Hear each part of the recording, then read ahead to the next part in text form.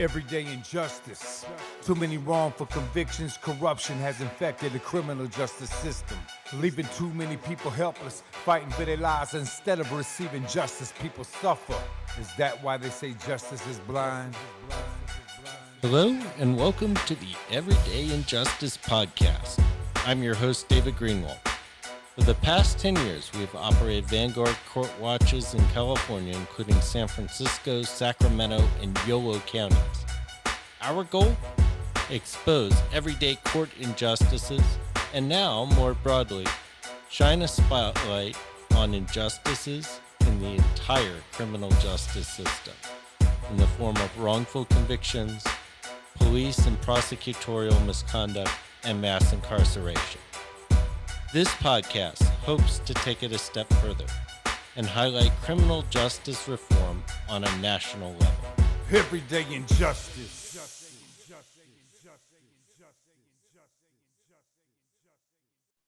Today on Everyday Injustice, we have Stephen Munkelt from California Attorneys for Criminal Justice. Welcome. Thank you. Glad to be here. So can you tell us a bit about what California Attorneys for Criminal Justice is and what you guys do? CACJ is the statewide association of criminal defense lawyers. So our members are either attorneys in private practice, public defenders, or people handling appointed cases, or related professionals like private investigators and experts. We have two primary missions, I guess. One is to seek change in the criminal justice system to make it more just and fair. And the other is to keep our members and other criminal defense attorneys educated and able to carry out the very best representation of those accused of crime. And what is your background and how did you get into this line of work? Well, to go all the way back, I was born in San Diego in 1950, grew up in the 60s and 70s where there was really a renaissance of music, an alternative culture of hippies, peace and love, at the same time as a war of aggression in Vietnam. President Kennedy was assassinated when I was in middle school. Martin Luther King and Bobby Kennedy were assassinated when I was in high school. I attended college at UC Santa Barbara, where in my sophomore year, the Bank of America was burned down in a protest. And later that same year, the police shot a student to death on the steps of the replacement bank building. There were sit-ins and strikes, including the runway at the Santa Barbara Municipal Airport was shut down by protesters who swarmed onto the field on the day that the invasion of Cambodia was announced. I studied sociology, criminology, anthropology, and psychology. And outside class, I became chair of the Student Communications Board, in charge of the budget and management of the student newspaper, radio station, yearbook, student communications. And for a time, I served as chair of the Isla Vista Community Council, which was a semi-official group to manage the unique problems of the mostly student community next to UC Santa Barbara, including what do you do about dog do in a community that's very high population density. Through all of the study and drama and stress, I was always considering what's my career path. And eventually my interest in civil rights, social justice, and our American ideals of equality and justice for all led me to apply to law school. I attended the University of San Diego School of Law. And in my second and third years during law school, I served as student coordinator of the Welfare Law Clinic, working at the Legal Aid Society and representing people in administrative hearings involving welfare benefits and disability benefits. Then in 1978, after passing the bar, I was hired at Defenders, Inc., the private precursor to a public defender program. And in 4 years there, I progressed from handling welfare fraud cases to handling assault, rape, murder, all kinds of serious felonies. Went into private practice in 1983, moved to Nevada City in the Sierra foothills in 1987 with my wife and young children, where I've handled both private and court-appointed criminal cases for the last 37 years. In 2019, I took on the position as Executive Director of CACJ and basically began closing down my private practice in order to handle the responsibilities of a statewide organization. So I'm wondering, what the big issues that CACJ are concerned about right now. Well, my career pretty much overlays a period of political overcriminalization through campaigns that were commonly called the war on drugs and the war on crime. And from 1978 to 2010, about, we as a community, California ramped up punishment and the incarceration of individuals for crime to such a degree that by 2010, the United States had 2% of our population locked up. And with 4% of the world's population, we had 25% of the inmates in the world, indicating that we're the most punitive nation in the world, even including dictatorships and authoritarian regimes like Russia and China and so forth. So needless to say, during all that period, while I was a member of CACJ, the organization has been working against those efforts to try to make the system more fair and more rational. With the criminal justice system, which is dedicated to the primary purpose of punishing people for wrongdoing, we really lose so many opportunities to reform people and achieve better behavior without convictions and incarcerations. Punishment, if you're a parent or if you remember being a child, being punished was one way to try and correct behavior, but there are many others, including classroom learning, mentoring, just establishing opportunities so people can step forward and do things in a better way for themselves. All of those are alternatives, methods of seeking good behavior from individuals, and in many ways are much more powerful than just punishment, which in the criminal justice system means primarily incarceration. Fortunately, over the last 10 years, we've gradually begun a rollback on some of those extreme positions and extreme focus on incarceration. And CACJ in California has been one of the leading voices in the legislature to bring about those kinds of changes, to help see that drug crimes, which were treated as felonies, even at a very low level, are now misdemeanors and rarely result in jail time, but are focused more on treatment.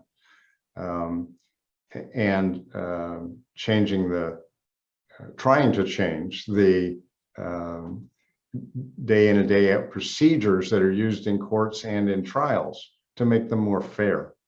I feel like there's a big kind of misperception going on right now that, the only way to punish people, the only way to deal with crimes is to actually lock somebody in a cage. And, there are probably, a small percentage of people that are a true danger to the community and really do need to be locked away for the safety of everyone. But most people, that's not needed, and it's actually works against the goal of kind of getting people to the point where they can kind of, get a job and be able to, live a normal life. You just articulated the main reason why I ended up in criminal justice and being a criminal defense lawyer. Um, when I started out in 1978, we were just at the beginning of the war on crime phase of our politics. And at that time, California had about 30,000 people locked up in state prison. And as I began to handle cases and see what was done, with convictions and where people went and how many went to prison, it was pretty obvious to me that we were sending people to prison then that didn't really need prison. They needed other things to help them make a better life for themselves and everybody else. So that was 30,000 people in 1978. By 1998, 20 years later, we had 160,000 people in state prison. And only a minuscule percentage of those people really need to be there. In my view, in my practice, and working with them and seeing the kinds of people that we send off to prison, and seeing what alternatives there are to reform behavior. Obviously, abuse of drugs is one huge issue in bad behavior, but long-term treatment and support is much more effective and much less expensive than locking people up. So we really should be, in the interest of justice, pursuing many more alternatives and far less prison terms. Yeah, and one of the things that I worry about is that, and we've kind of seen this in places like San Francisco, of all places, that the public is kind of at the point where, okay, we're okay with reform until crime starts showing up at our door, and then we panic. How do we get past that reaction by the public? To the lock them up reaction? Yeah. Well, education is the real answer, but all the different ways that people can be educated. But those efforts today and for the last 40 years have been hampered greatly by the political sense that people in public life can have personal benefit by advocating for extreme criminal justice outcomes. And that happens both because of individual events that capture the public attention and are then turned into criminal justice initiatives like Megan's Law, or because individual politicians just say, well, my people will vote for me if I have increased the penalties for theft. My people will vote for me if I increase the penalties for sex offenses, and so on and so on. So with those individuals who feel it's their personal benefit to push these ineffective, expensive policies, it's very hard to get the information out about how poor the outcomes are when you pursue those policies and why you need to do things another way. Yeah, and I think that's really the key, is that the outcomes that we're getting and the expense that we pay for those outcomes are not what people think they are. No, my recollection is that currently the average cost in the state for holding someone in jail for a year runs about $50,000, and the average cost of holding an inmate in prison for a year runs about $100,000. And we now have 40 years of data for sociologists and other academics to study and tell us what outcomes we bring about by those policies. And basically we end up with people whose ability to function in society is broken by their time in prison, instead of being supported into a productive lifestyle, which is what we can do for many of those people at a cost far less than $50,000 a year. Well, to put that into perspective, one of my favorite stats is we spend more per year to lock someone in a cage than we do per year to educate them at Harvard. Now, which one has the better bang for the buck, right? The social value of the education is far greater than the benefit from incarcerating. So, to kind of shift gears a little bit, can you kind of talk about, what your work looks like on kind of a daily basis? On a daily basis, I try to run herd on our educational programs and our legislative program. We have a very small staff to run a statewide organization. There's myself and 2 other paid employees, and about 1,200 members and roughly 3,000 or so people who may have attended or could attend our programs and be interested in our educational output. So day to day, it's usually dealing with keeping the wheels turning. I view myself as sort of the hub of the CACJ wheel, and almost everything that's accomplished by the organization is accomplished by our member attorneys who get involved in the board of governors or on our committees, our legislative committee, and so on and so on. And they're all hardworking, some would say overworked attorneys who volunteer additional time to carry out these activities, to make this organization run, and to try to fulfill their own ideals of equality and justice in California. What would you consider to be some of the recent successes of CACJ? We contributed to the passage of the Racial Justice Act, which is a legislative effort about 3 years ago now that is seeing some benefits in the justice system. Racial discrimination that you can prove by the statistical outcomes of a large number of cases can be very hard to identify or correct in an individual case as it's going on. And the Racial Justice Act helped create more tools to do that early on in litigation. We also, CACJ sponsored a reform of jury selection procedures under AB 3070, which it is also targeted at trying to eliminate racial discrimination in particular, but any kind of discrimination in jury selection processes.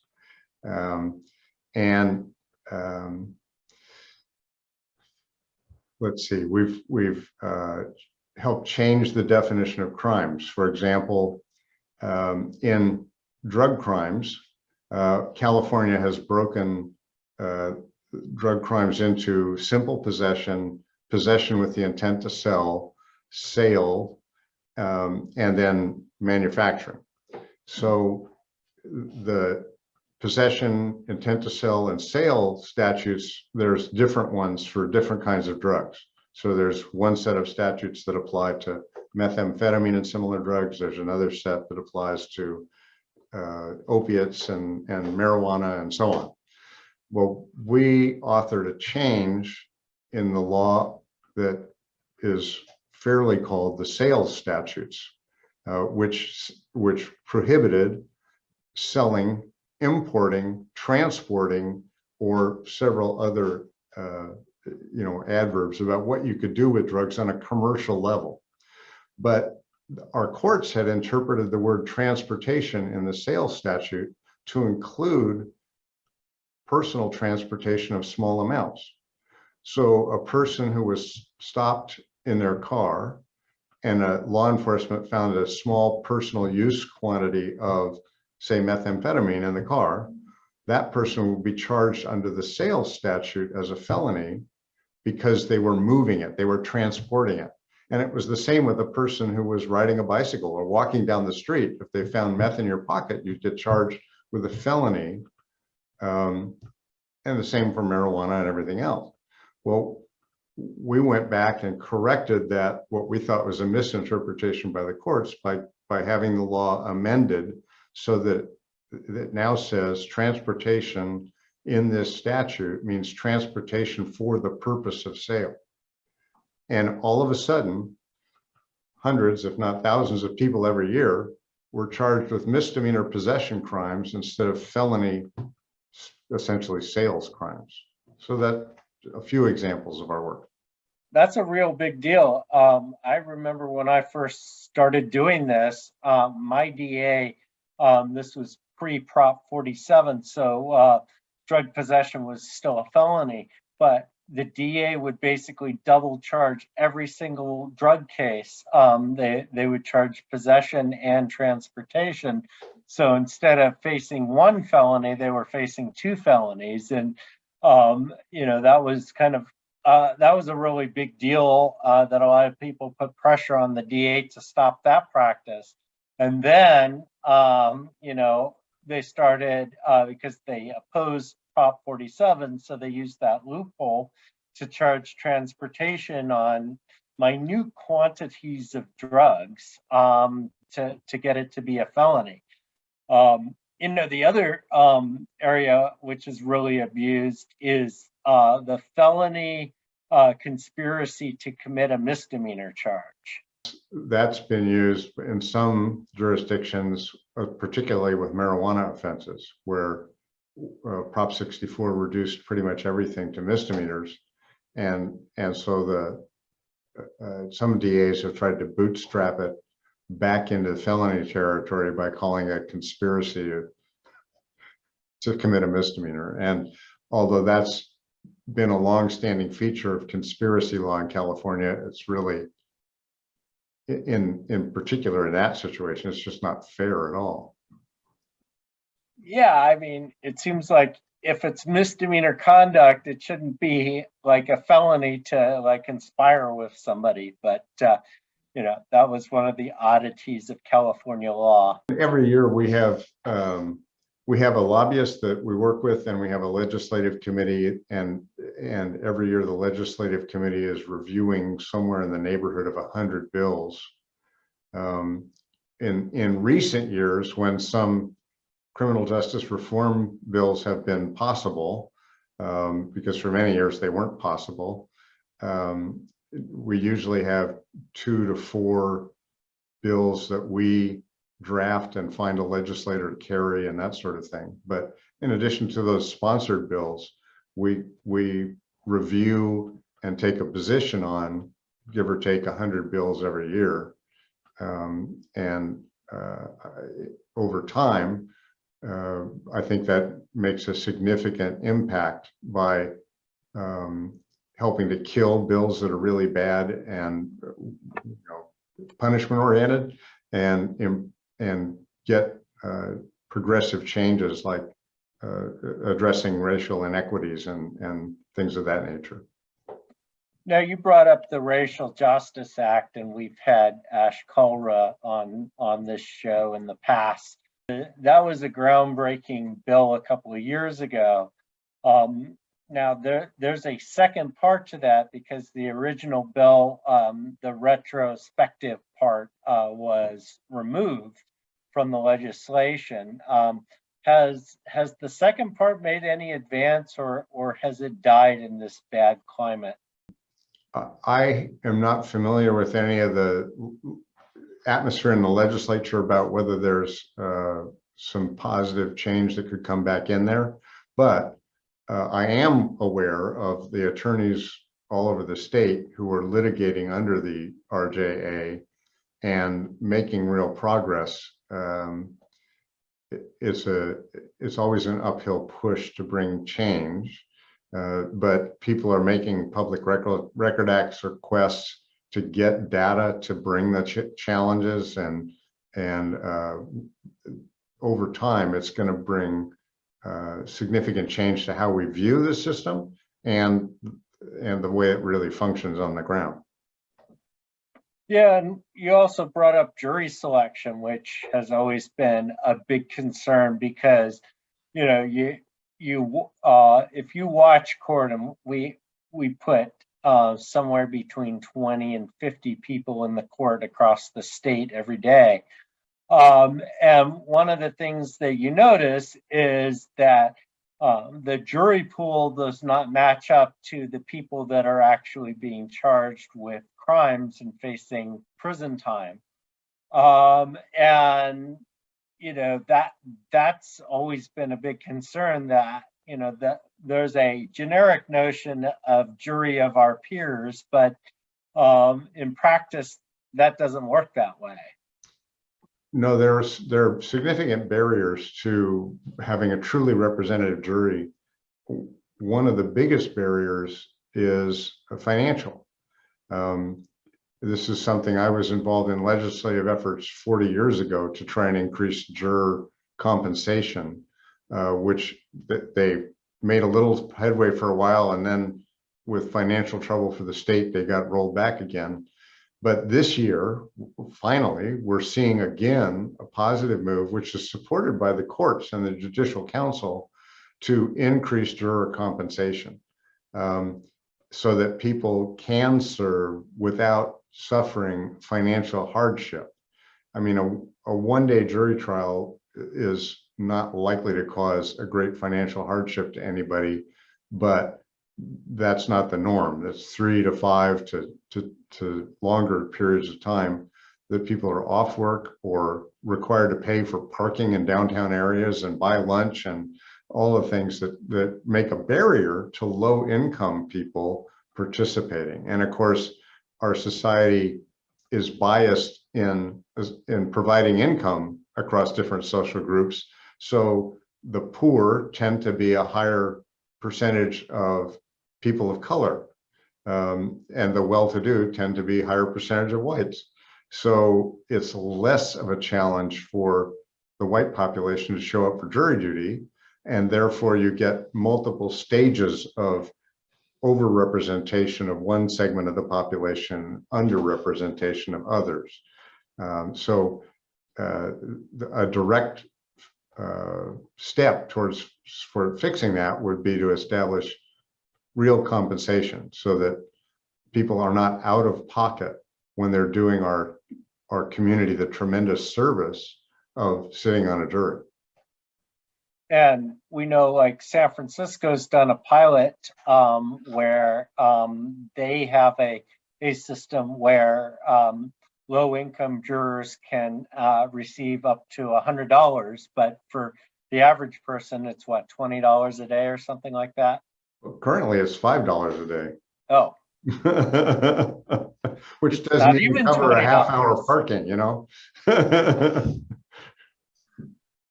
So has any other jurisdiction other than San Francisco made progress on that? Well, there is a bill in the legislature, and that would make some progress. And I was actually in a conference with the Chief Justice of the Supreme Court last week, who said it's one of her priorities as well. So there will be some change. And of course, that kind of change is most likely to happen in a year like this one, where there's a budget surplus for the state rather than a shortfall. But we'll see. Yeah, although I'm getting nervous about next year. We'll just have to wait and see.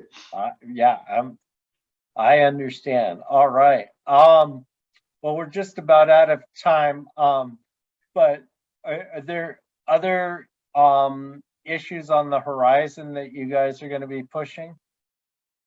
Well, there was some attempt at bail reform, and without going to the complicated history of the politics of that, we ended up without any legislative bail reform at this point.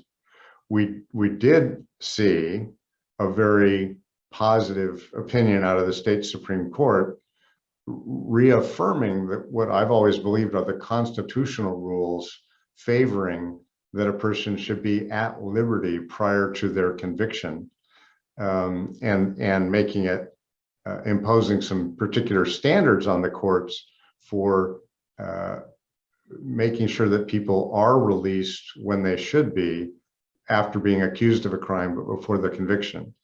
And we have legislative proposals that we've been talking to the various members of the legislature about for 3 years now. And we haven't been able to get someone to actually sponsor it and put it forward yet, partly because the failed effort to do a reform, which was then set aside by the referendum. But that's a significant factor, because roughly 75,000 people in jail in California on an average day, and 80% of those people have not been convicted yet. They're in pretrial detention, so they've lost their jobs. In many cases, they've lost their home. Their relationships with family and friends are severely impacted or ended. All kinds of terrible outcomes for these people, most of whom could safely be in the community while they're waiting for their case to be resolved or go to trial. Yeah, bail reform is one of these issues. I just wrote an article this morning on a proposal out of LA to continue their zero bail.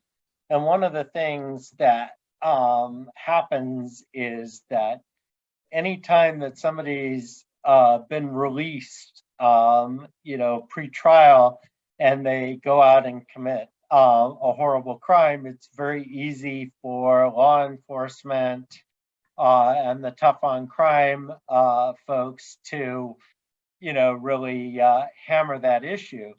But the problem is that money bail doesn't offer any protection to the community. All it basically does is say, if you're too poor, you're going to stay in custody. And if you're wealthy enough to put down the 10%, then you can be released. Well, just because you're wealthy enough to put that down doesn't mean that you're not a risk to the community. Right. It really is a punitive measure on the poor. The poor get held in custody. They lose their jobs. They lose their houses. Sometimes they lose their families. And sometimes they're forced to take bad deals because they're trying to get out. And the wealthy can buy their freedom. Yes, and I will say that our Chief Justice of the Supreme Court, Tani Kantel Sakauye, is a believer of that fact about our system and understands. So obviously the court is not a proactive player in the bail reform, custody reform measures, but it's good to know that at the very top of the system, there's an understanding that we can't just lock people up because they're poor.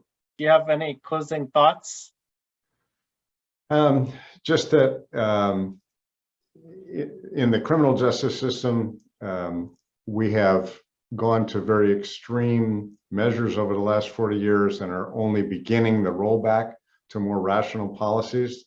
But I have been encouraged, especially over the last 7 or 8 years, in our movement towards equity in the justice system, and I will keep working to see that it continues in that direction.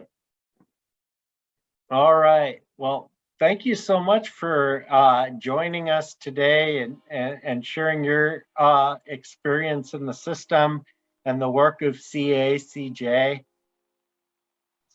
Thank you for having me. All right. Steve Munkelt from the California Attorneys for Criminal Justice, CACJ. This has been Everyday in Justice. I'm your host, David Greenwald. Join us again next time for more tales from the injustice system.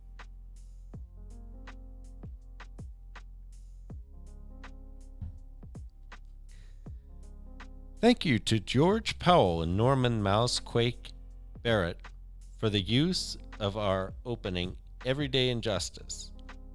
You can see more of George's music at www.justiceforgeorgepowell.com That's Justice for George Powell, all one word, .com.